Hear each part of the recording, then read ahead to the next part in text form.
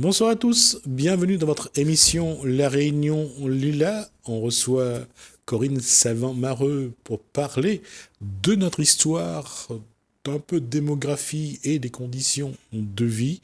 On s'était arrêté autour de 1946 et un petit peu avant. On va revenir un petit peu sur 1948-1946 pour voir un petit peu j'allais dire, la vie, je dirais les êtres, les individus, voir aussi les conditions de vie et voir un petit peu comment on a préparé l'évolution jusqu'à nos jours. C'est dans Causement Réunionnais.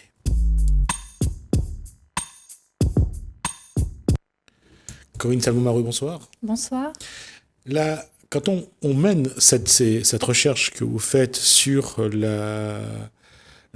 j'allais dire sur les individus, sur les conditions de vie, sur les rapports sociaux, sur les différences de traitement. Ça surprend de voir que La Réunion a eu cette histoire-là. Ça surprend énormément, surtout que, en fait, ce qu'il faut comprendre, c'est qu'à l'école, en tout cas moi, ma génération à moi, on n'apprend pas l'histoire de la Réunion à l'école, que ce soit au collège, au lycée ou en primaire. On apprend l'histoire de France, mais on n'apprend pas l'histoire de la Réunion, qui pourtant est un département français. Ce qui signifie que là, à travers ces recherches-là, on a eu écho par le biais des informations, des documentaires, etc., de bouts d'histoire de la Réunion. Et là, de les coudre l'un après l'autre, oui, c'est très surprenant. C'est très surprenant. J'allais dire, on reconstitue un puzzle quelque part. Exactement. C'est une réalité, effectivement. Mais ce qui est surprenant, c'est de voir que on passe d'une pièce à l'autre parfois et sans se demander vraiment s'il y avait une transition. Ne serait-ce que si on regarde Anne Mousse et le statut de la femme au début du peuplement de la Réunion, au passage à l'esclavage après, et lorsque on emmène des femmes de métropole à la Réunion, ça change la donne et la femme devient, malheureusement, à ce moment-là, elle n'a plus cette place qu'elle avait avant. Alors du coup, la place de la femme, telle que tu abordes le sujet à la période d'Anne Mousse et des premières femmes de l'île de la Réunion, semble être abordée sous un angle valorisant. La femme est précieuse, on a besoin d'elle, elle nous manque, elle est la seule pièce manquante pour pouvoir peupler l'île, puisque c'était devenu un des projets de la part des colonies. Entre autres Louis Payen, puisque Louis de Payen la part de Louis Payen démarre le peuplement. Voilà. Et du coup, en fait, certaines personnes, à travers les émissions qu'on a pu tourner auparavant, ont ajouté des commentaires en me précisant que la femme, en fait, il n'y a rien de valorisant puisqu'elle a été apportée sur l'île comme un bétail reproducteur.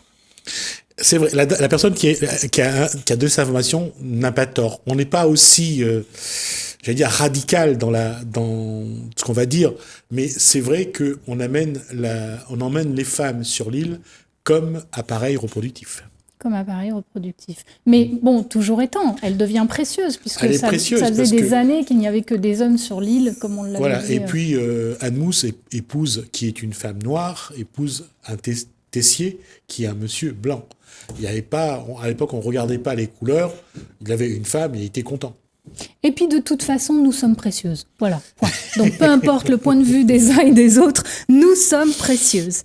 C'est vrai. Et on va même aller plus loin dans tout ce que l'histoire a montré, c'est la place de la femme. L'homme a toujours voulu minimiser la place de la femme dans l'histoire, mais qu'on le veuille ou pas, la femme a toujours écrit l'histoire. Malheureusement, pas comme des héroïnes comme on aurait aimé voir aujourd'hui, mais elle a toujours été présente, que ce soit à l'époque de Catherine de Médicis, que ce soit Jeanne d'Arc, que ce soit j'allais dire Jeanne Hachette, que ce soit les femmes russes qui ont milité contre la guerre. Les femmes ont toujours apporté leur pierre. Mais malheureusement, et on parle de la résistance, on va citer par exemple Lucie Aubrac, les femmes ont été vraiment présentes dans tout. Mais à chaque fois, on a toujours diminué leur présence. Et ça, c'est dommage. Mais l'union fait la force. Donc quand nous descendons toutes dans la rue pour unir nos voix et nos mouvements, nos actions, c'est comme ça qu'on arrive à se faire entendre et à faire valoir nos droits, notamment par le biais du droit à l'avortement ou le droit à la contraception, etc., etc. De toute façon, on peut le dire aujourd'hui, je veux dire, à la maison, quand ma mère criait, il n'y avait pas moyen de contester. On écrasait, quoi. Alors moi, je ne crie pas, je jette des regards. Je fais des yeux et puis c'est bon, d'accord. Donc, rappelons où on en était, on s'en était arrêté la dernière fois. C'est cette partie en 1848 et 1946, oui, 1946. Presque un siècle, au moment où la France validait le suffrage universel masculin, et qu'il fallait attendre un siècle plus tard pour que la femme ait droit au vote. Mais dans cet environnement réunionnais de fin d'esclavage, la continuité de l'arrivée des engagés, et puis le développement économique, il fallait pas, rater le coche, parce qu'il fallait savoir lire, écrire, pour participer à cette évolution-là. Sauf que, je fais une parenthèse juste avant de reprendre le film, mais sauf que d'après les recherches qu'on a menées, déjà en période d'esclavage, beaucoup de gouverneurs avaient proposé des programmes pour développer l'intellect des habitants de la Réunion après l'abolition de l'esclavage, pour permettre à la Réunion de briller, d'évoluer et de devenir vraiment une île extrêmement développée, et au niveau économique et au niveau intellectuel.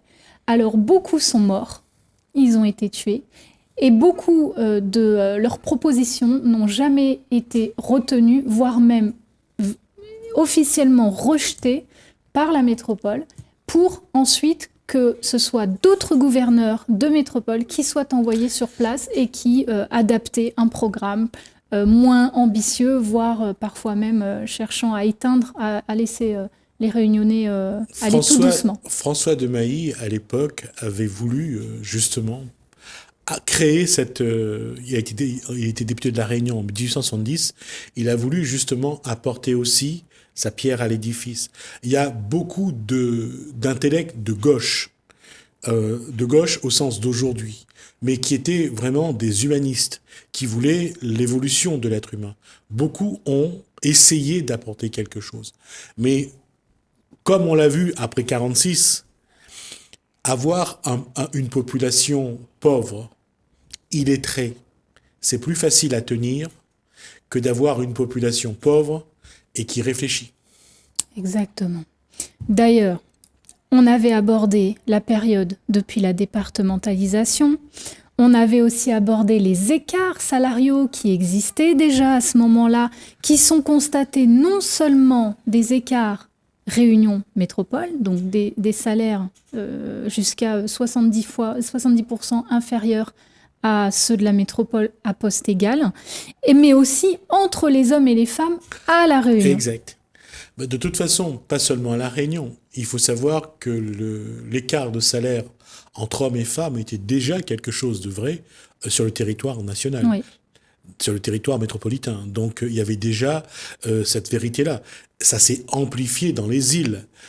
Imaginez à La Réunion, entre un cheminot du chemin de fer et les gardes-barrières pour les femmes de ces hommes-là qui travaillaient aussi, c'est clair que l'écart de salaire L'écart de salaire est historique. Ouais.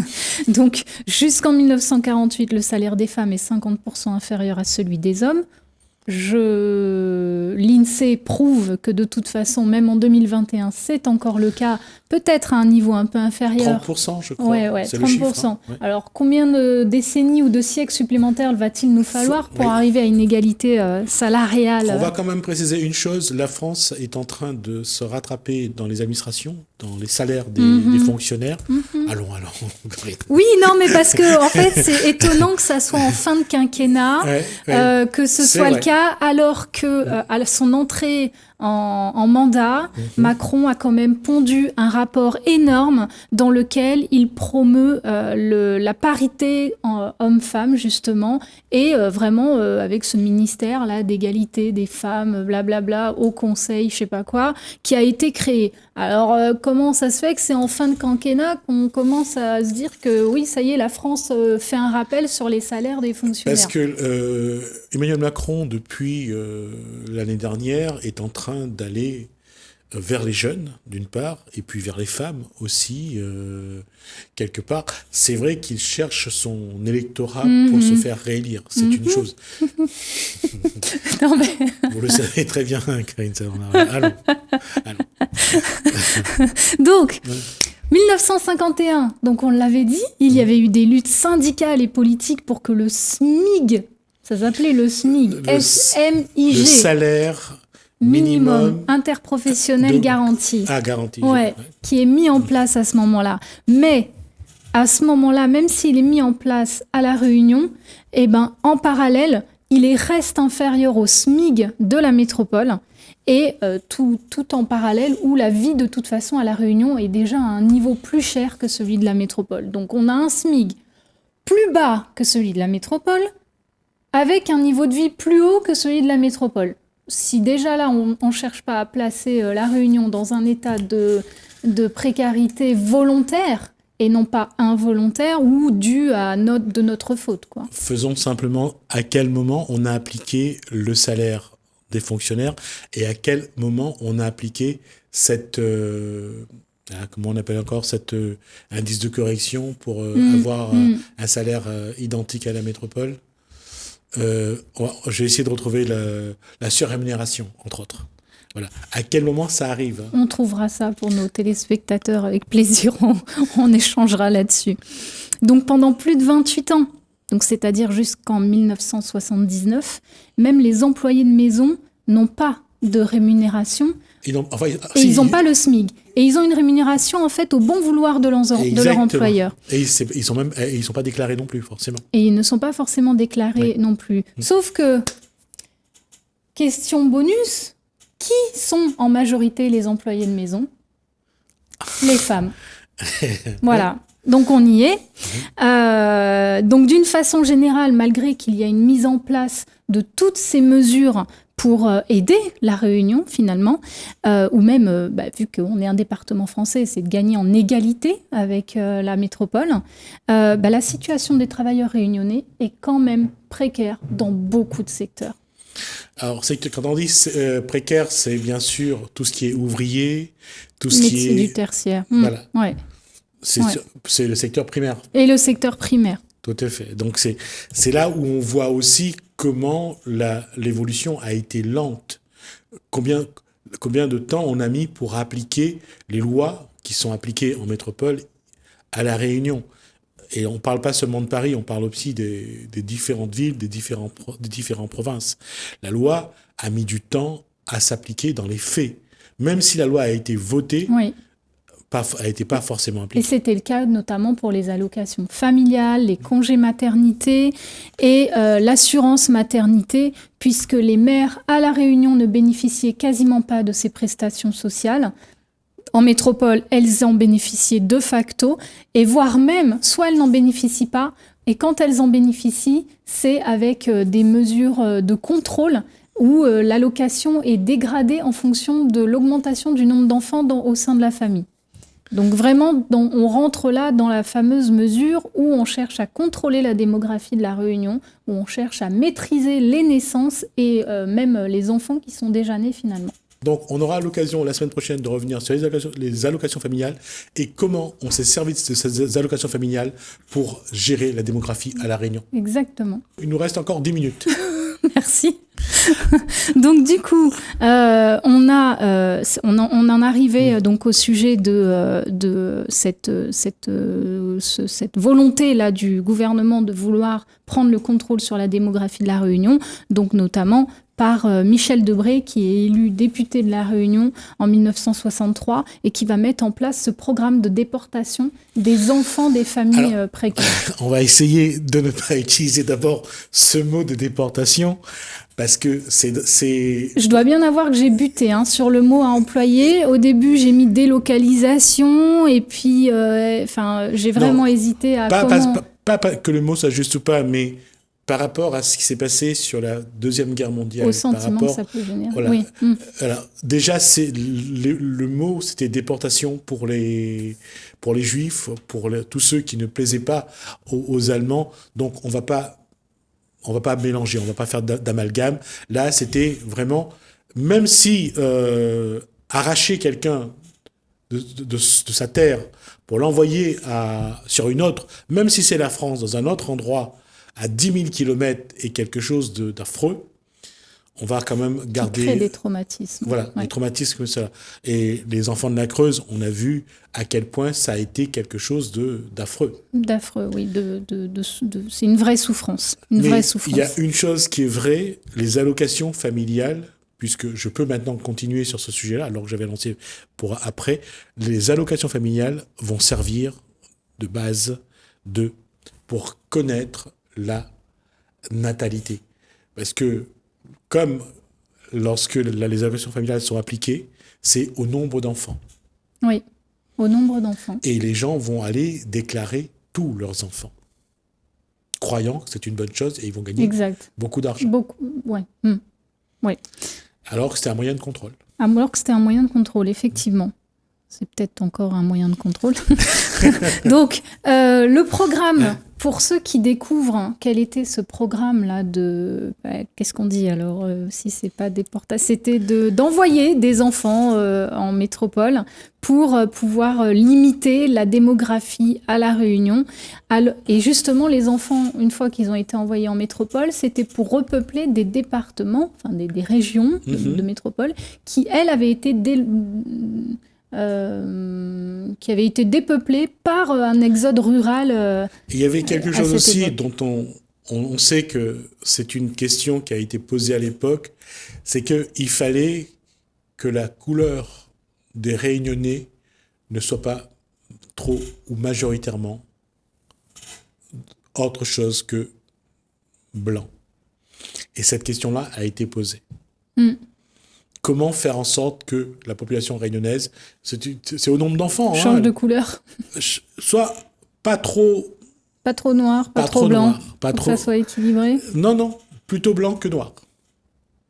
Ça, c'est une question qui a toujours été posée. Pourquoi ? Parce que les descendants d'esclaves, eux, ne savaient pas c'était quoi la contraception. Et les enfants, il y avait, quand il y avait 20... Même dans les années 60, quand il y avait 20 enfants dans une famille, c'était normal. D'abord, la mortalité infantile était énorme, importante, et que les enfants, c'était les bras pour travailler, pour cultiver la terre, pour nourrir la famille. Ouais. D'accord ? Et en face, les familles aisées, blanches, riches, ne voulaient pas avoir autant d'enfants. Et la population était déséquilibrée à ce moment-là. Et puis elles avaient déjà accès à des moyens de contraception.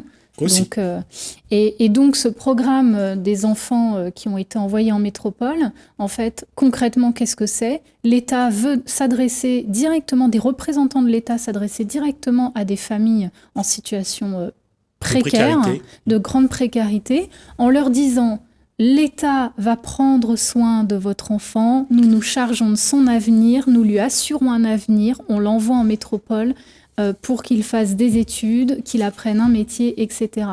Sauf que ça, en fait, c'était sous couvert d'une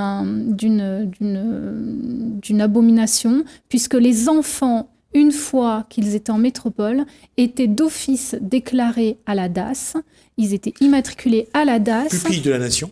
Et étaient déclarés pupilles de la nation. Alors, pupille de la nation, qu'est-ce que ça veut dire ? Ça signifie que les parents perdent tous droits parentaux sur leurs enfants.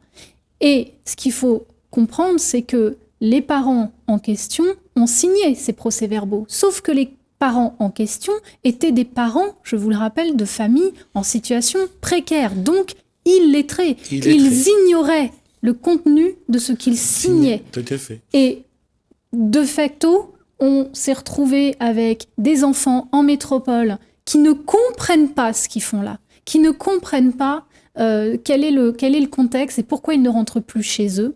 Donc il y a une souffrance de la part des enfants en métropole qui d'ailleurs beaucoup ont fini par se suicider parce qu'ils avaient des maltraitances dans les familles d'accueil ou dans les établissements dans lesquels ils ont atterri et puis on leur a menti.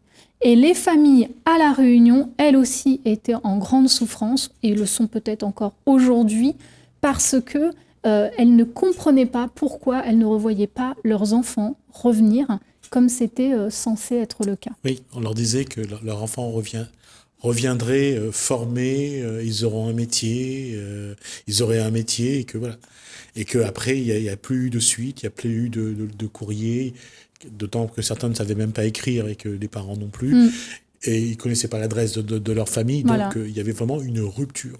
Il y avait une grande rupture. Et donc, pour rappel, comme on en avait parlé de la période de l'esclavage, puisqu'on a déraciné des personnes de leur terre pour les emmener à La Réunion pour faire office de main-d'œuvre, et bien là, on a de nouveau une génération où on déracine des enfants de leur île pour les envoyer en métropole, dans différents départements, pour qu'ils fassent office de main-d'œuvre, encore une fois, ou qu'ils apprennent certains des métiers un peu plus intellectuels. Donc c'est là qu'on voit aussi, c'est pour ça qu'on parle de souffrance, on parle d'une nécessité de résilience. Et c'est important qu'on puisse, à notre niveau, et à notre niveau très modeste, de dire les choses et essayer d'apporter, ne serait-ce qu'une information pour essayer de faire comprendre aux gens faire comprendre aux gens qu'il y avait un contexte. Il y avait un contexte. Il y a des stigmates. Voilà. Et les souffrances d'aujourd'hui qui viennent de cette situation, de cette époque, il faudra aussi à un moment donné qu'il y ait une résilience. Parce qu'il faudra se pardonner à soi, parce que comment on a pu laisser faire ça. Et ça sera intéressant de se pencher sur comment on peut faire ça, comment on peut réussir à faire ça en tant qu'individu. On va poser la question, on va essayer de voir, parce que apporter ces informations, ce n'est pas pour régler des comptes. C'est le passé. De toute façon, le passé, on ne va pas le changer. Mais si on peut apporter une information pour aider ceux qui en souffrent encore aujourd'hui, terriblement, pour savoir comment pardonner, comment abandonner ses souffrances, comment continuer, comment avancer. Il faut passer... Là, c'est même plus le chapitre suivant qu'on passe, c'est le tome 2. Ouais. Faire un tome 2 de sa vie. Je ferme le tome 1 et je commence un tome 2 pour pouvoir avancer dans ma vie, peu importe l'âge que ces personnes ont. Parce que j'en ai reçu sur ce plateau, et ça sera difficile de guérir, mais si on peut au moins apaiser un peu les souffrances, on aura quand même fait un pas en avant. Et je crois que c'est à nous. Je pense que c'est à nous de voir comment on peut apporter quelque chose. Et si demain, vous voulez témoigner, si vous voulez apporter quelque chose, nous sommes là et nous sommes prêts à vous donner la parole. Merci. Merci. Corinne Salvant-Mareux, merci pour cet échange. Et merci. On abordera, de toute façon, j'avais dit tout à l'heure, on abordera dans la prochaine émission la place des allocations familiales et comment on s'est servi de ça pour gérer la natalité, pour gérer la démographie. Et quand je dis gérer, c'est encore gentil. Merci. Merci. Merci Corinne Salvant-Mareux. Merci à vous de nous avoir suivis. Merci Hélène, merci François. Je vous dis à bientôt.